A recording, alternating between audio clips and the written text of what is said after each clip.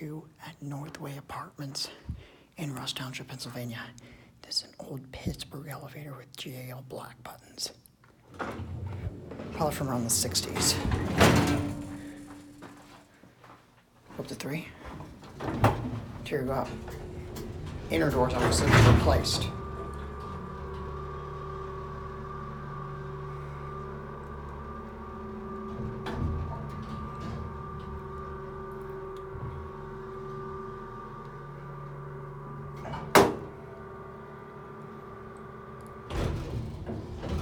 Here at 3, epic, possibly piston pump motor. We'll go back down to 1. That stop switch has obviously been replaced. 88 phone, basic fake wood grain cab, certificate. Look at that interesting weird light fixture, and also there's a whole bunch of fluorescents that don't work. Very interesting. There's also another one here too, which I'll film that one next. Thanks to AdazElevatorz for finding these. Here, back at 1.